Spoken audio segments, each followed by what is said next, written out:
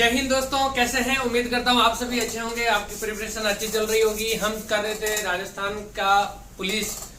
Police के लिए महिला और बाल अपराध,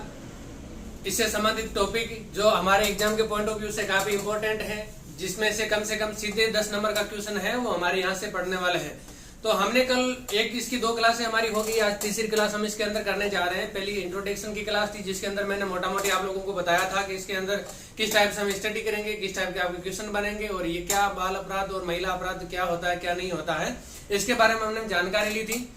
और कल की जो हमारी क्लास थी, इसके अंदर हम महिला अपराध से शुरुआत हमने किया था। महिला के ऊपर होने वाले कौन कौन सी हिंसाएं हैं, कौन कौन से अपराध है, उनके बारे में हमने गहन चर्चा की थी। उसके बाद में हम चले थे आईपीसी इंडियन पेनल कोड भारतीय दंड संहिता 1860 की तरफ, और वहां से हमने जानकारी ली थी महिलाओं के ऊपर होने वाले अत्याचारों से संबंधित कौन कौन सी धाराएं हैं जो आईपीसी से रिलेट करती हैं। तो वहां पे हमने स्टडी किया था 354 के 4 पार्ट थे, 354A, 354B, 354C, 354D, और उसके बाद में हमने चर्चा की थी धारा 509। तो ये था हमारा कल की क्लास तक का, जो मैंने आप लोगों को अभी सबसे पहले एक बार रिवीजन करवा दिया। और कल की जो हमारा मुख्य उद्देश्य था, जो जितनी भी 2 धाराएं की हमने जानकारी ली थी, उसके अंदर था कि महिलाओं की लज्जा से संबंधित या महिलाओं को कहे गए अपशब्द या महिलाओं का पीछा करना, महिलाओं का छेड़छाड़ से संबंधित जितनी भी जो धाराएं थी वो 354 और 354 के पार्ट थे और 509 थे, जो इसके अंदर निशब्द या अंग विक्षेप, इस तरह की किसी भी प्रकार की घटना जिससे महिला अपने आप को लज्जित महसूस करे, तो ये सारे थे 509 के अंदर, जिसके अंदर 1 से 5 साल 509 के अंदर 1 से 3 साल तक की सजा का प्रावधान जो गैर जमानती होती है, जो साधारण कोर्ट के अंदर सभी मजिस्ट्रेट के अंदर विचारणीय होती है, और 354 थी जो गैर जमानती है और उसके अंदर 1 से 5 साल तक की सजा का प्रावधान होता है। तो आज हमने कल तक ये 2 धाराओं की चर्चा कर ली थी आईपीसी की, और आज हम करने जा रहे हैं भारतीय दंड संहिता 1860 के अंदर जो संविधान, जो इसके अंदर कानून के अंदर संशोधन किया गया था 2018, तो उसकी तरफ। तो आज हमारा टॉपिक होगा भारतीय दंड संहिता आईपीसी संशोधन अधिनियम 2018 के अंदर जो आईपीसी है, इसके अंदर कुछ प्रावधान उनको संशोधित किया था, जिसके अंदर महिलाओं से संबंधित, खास तौर से बलात्कार से संबंधित जितने भी जो प्रकरण होते हैं, उनके अंदर कुछ जो चीजें हैं और इसके अंदर जोड़ी गई थी, और कुछ इसके अंदर और महिलाओं को सुरक्षा प्रदान की गई थी, जिसके अंदर आज हम इस टॉपिक के अंदर इस अधिनियम की जो संशोधन अधिनियम है 2018 का, इसके हम इस क्लास के अंदर चर्चा करने जा रहे हैं। तो चलिए हम क्लास को शुरू करते हैं। आज की हमारे क्लास का जो टॉपिक है वो मैंने आप लोगों को बता दिया, और इसके अंदर क्या क्या संशोधन किए गए थे उनकी हम गहन चर्चा है जो आज इस क्लास के अंदर करेंगे। तो सबसे पहले इसके अंदर कौन सा प्रावधान है जिसका संशोधन किया गया था, तो यहाँ पे जो बलात्कार की परिभाषा है उसको व्यापक बनाया गया। पहले जो इसके अंदर जो 1860 आईपीसी के अंदर जो बलात्कार की जो परिभाषा दी गई थी, उसके अंदर यहाँ पे उसको व्यापक बनाया गया, उसका जो क्षेत्राधिकार है उसको विस्तृत किया गया, ताकि जो इससे संबंधित जितने भी प्रकरण है उनको इसके अंदर लाया जा सके। नेक्स्ट था हमारा, इसके अंदर जो संशोधन किया गया है दूसरा, बलात्कार के मामले में पीड़ित की मौत हो जाने पर, अगर किसी के साथ रेप हुआ है या इस प्रकार की घटना हुई है और उस पीड़ित की अगर मौत हो जाती है या वो स्थायी रूप से मृत प्राय हो जाती है या उसको मृत घोषित कर दिया जाता है, तो ऐसी स्थिति के अंदर जो दोषी है इसके अंदर उसको मौत की सजा तक का प्रावधान इस संशोधन के अंदर किया गया है 2018 के अंदर। नेक्स्ट था हमारा, अगर सामूहिक बलात्कार की स्थिति में धारा 376D के तहत सजा का जो प्रावधान है वो न्यूनतम 20 वर्ष किया गया है, जो आजीवन कारावास तक बढ़ाई जा सकती है। क्या किया जा सकता है? 20 वर्ष की न्यूनतम इसके अंदर सजा का प्रावधान किया गया है, जो आजीवन कारावास तक हो सकती है या बढ़ाया जा सकता है। और ये किस धारा के तहत इसके ऊपर कार्रवाई की जाएगी, तो धारा 376D के तहत की जाएगी। आपके अगर एग्जाम के अंदर क्वेश्चन पूछ लिया जाए सामूहिक बलात्कार की स्थिति के अंदर कौन सी धारा के तहत इसके अंदर प्रकरण को विचाराधीन किया जाएगा या इस प्रकरण को निपटारा किया जाएगा, तो 376D के तहत। और इसके अंदर कितनी सजा का प्रावधान है, तो 20 वर्ष की सजा का प्रावधान है, जो आजीवन कारावास तक बदली जा सकती है। नेक्स्ट है हमारा, सहमति से यौन संबंध बनाने की जो उम्र है वो 18 वर्ष इस संशोधन अधिनियम के अंदर निर्धारित की गई है। नेक्स्ट है पीछा करना, ताकझा करना, जो कल हमने पढ़ा था 354C और 354D। ताकझा करना पहली बार ये जो इसके अंदर किया गया अपराध है ताकझा करने का या पीछा करने का, वो पहली बार में जमानती है, लेकिन दूसरी बार में अगर इस प्रकार का दोषी अगर पाया जाता है तो वो जमानती नहीं होगा, गैर जमानती होगा। क्या होगा? गैर जमानती। उसकी गारंटी के ऊपर उसको बेल नहीं मिलेगी, या उसका जो दोष है या उसने जो प्रकरण किया है वो उसको मतलब समायोग्य नहीं होगा।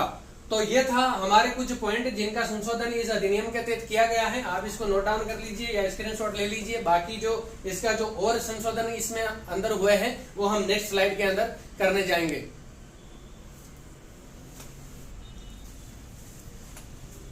नेक्स्ट है हमारा इसके अंदर जो और संविधान या इसके संशोधन किए गए थे इस अधिनियम के अंदर, जो आईपीसी 1860 का अधिनियम 2018 के अंदर जो संशोधन हुआ था,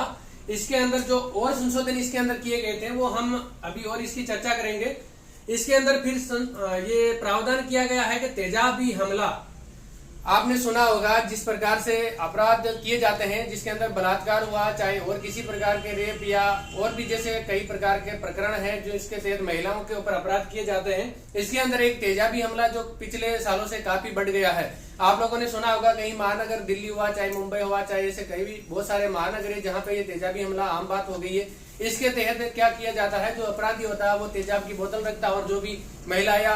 कोई भी स्त्री है उसके ऊपर इस तेजाब को फेंक दिया जाता है, जिससे वो पूरी तरह से झुलस जाती है या अपना अंग या अपना पूरा शरीर है वो विकृत हो जाता है और वो आजीवन है जो अपना इस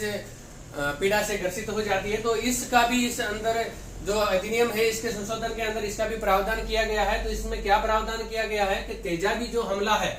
जो तेजाब हमला करने वाले जो दोषी है उनके लिए 10 वर्ष की सजा का इसके अंदर संशोधन के अंदर प्रावधान किया गया है। कितना किया गया है? 10 वर्ष की सजा का।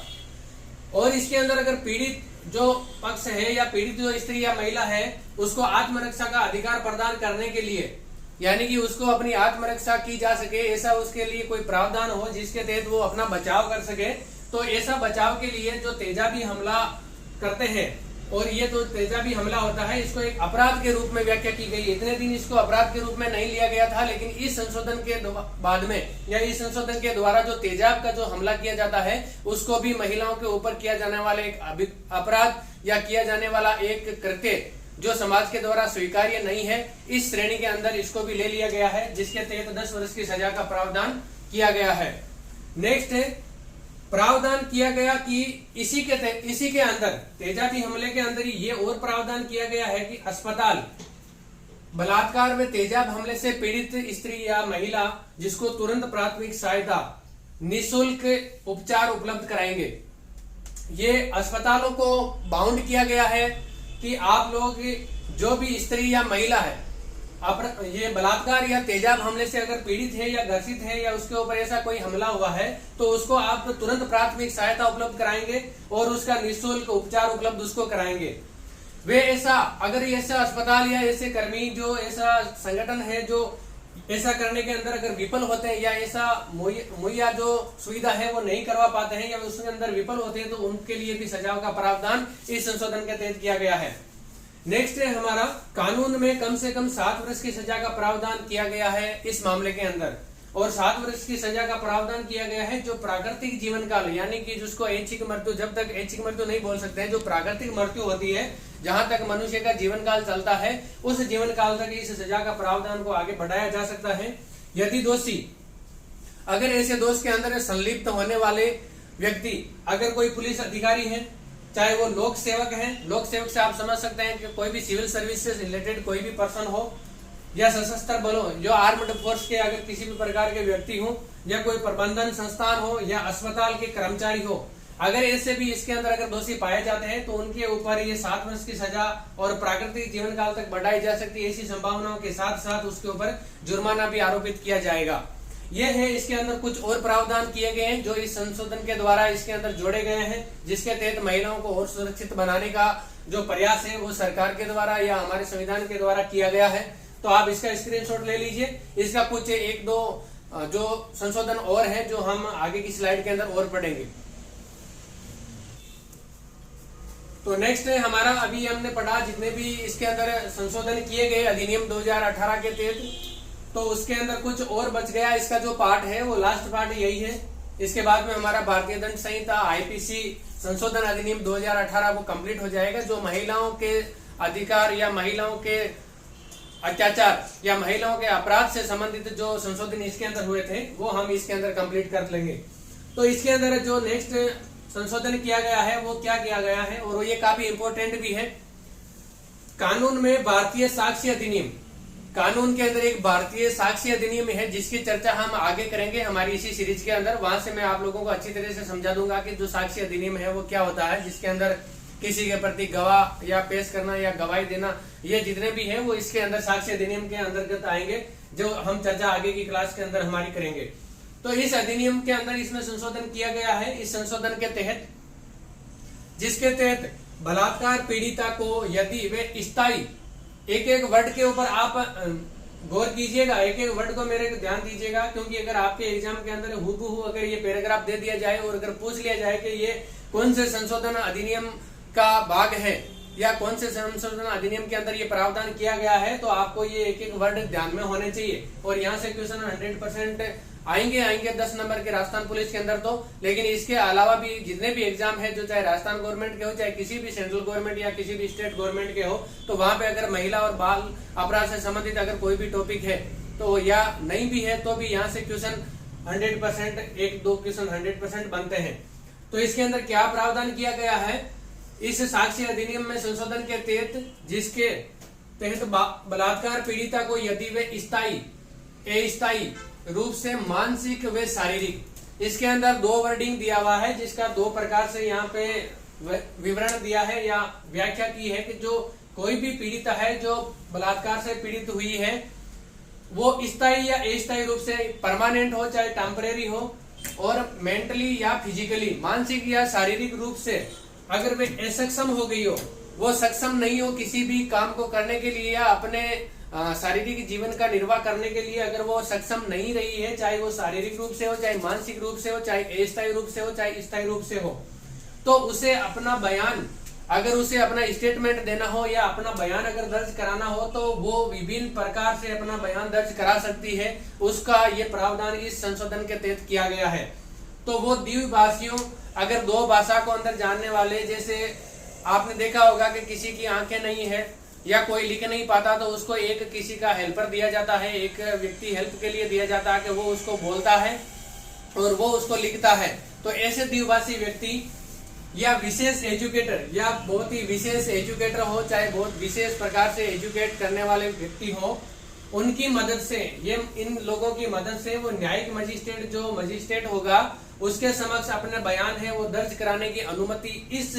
संशोधन के तहत दी गई है। और ये बहुत ही बड़ा संशोधन है और बहुत ही बड़ा इसके अंदर ये रोल अदा करेगा, क्योंकि ऐसी जो बलात्कार की या किसी भी प्रकार की ऐसी घटनाएं होती है, तो उसके अंदर बहुत सारे मिनियर केस ऐसे होते हैं कि उसके अंदर सक्षम महिलाएं रह पाती है। ज्यादातर महिलाएं असक्षम हो जाती है, तो उनके लिए भी न्याय सबके लिए समान है, उनको भी न्याय मिलना चाहिए। तो वो अपना न्याय कैसे मांगेगी, वो अपने बयान है वो कैसे दर्ज कराएगी, उसके ऊपर बीती हुई वो घटना का जायजा दूसरे लोगों को कैसे बताएगी, अपना विवरण कैसे देगी। तो उनके लिए इसके अंदर प्रावधान किया गया है कि वो अपना बयान है वो द्विभाषी या विशेष एजुकेटर लोगों की मदद से न्यायिक मजिस्ट्रेट के सामने अपने बयान है वो दर्ज करा सकेगी और अपने आप को न्याय दिला पाएगी। और ये जितने भी प्रावधान किए गए हैं, भारतीय संशोधन अधिनियम जो संशोधित हुआ है वो भारतीय दंड संहिता आईपीसी का एक अंग है, और इसी के अंग बना दिया जाएगा। इसके अंदर जो संशोधन के तहत इसके अंदर जितने भी प्रावधान किए गए हैं या जोड़े गए हैं, उनको आईपीसी का एक भाग बना दिया जाएगा, एक अंग बना दिया जाएगा, ये इस संशोधन के अंदर कहा गया है। तो इसी के साथ में हमारा जो भारतीय दंड संहिता आईपीसी संशोधन अधिनियम 2018 ये कंप्लीट होता है। इसके अंदर जितने भी महिलाओं से संबंधित जितने भी अपराध या अत्याचार जो होते हैं और उसके अंदर क्या प्रावधान किए गए हैं, नया क्या उसके अंदर अमेंडमेंट किया गया है, वो मैंने सारा यहाँ पे चर्चा कर दी है। और यहाँ से अगर आपका क्वेश्चन कुछ भी बनेगा तो इस अधिनियम का, तो इससे बाहर कुछ नहीं जाएगा। आई होप आपकी प्रिपरेशन अच्छी चल रही होगी और यहाँ से आप समझ रहे होंगे अच्छे से, और आपका नॉलेज भी आप गेन कर रहे होंगे। और मैं उम्मीद करूंगा कि आप लोग इसी तरह मेरे साथ बने रहेंगे, अपनी क्लासों को ज्यादा से ज्यादा शेयर, लाइक और कमेंट जरूर करेंगे। अगर आपको किसी भी प्रकार की हमारी क्लास से अगर कुछ आपको समझ में नहीं आ रहा है या किसी प्रकार का आप अमेंडमेंट चाहते हैं या किसी प्रकार का आप सुधार या त्रुटि अगर हो रही है तो उसको सुधारना चाहते हैं, तो आप मुझे कमेंट करके जरूर बताएं। मैं यहाँ पे आपका कमेंट का तहे दिल से स्वागत करूंगा और उसके आधार पर मैं आपकी आगे की जो भी क्लासें हैं उनको कंटेंट भी वैसे लाऊंगा और उसके अंदर कुछ भी अमेंडमेंट करना पड़ा तो मैं अमेंडमेंट के साथ आप लोगों के समक्ष प्रस्तुत होऊंगा। तो इसी के साथ आज की क्लास को हम समाप्त करते हैं। आगे जो भी कल की क्लास होगी उसके अंदर आगे का जो भी सीक्वेंस टाइप से जो भी हमारा टॉपिक होगा उसको मैं आप लोगों के समक्ष लेके आऊंगा। तो इसी के साथ जय हिंद, जय भारत।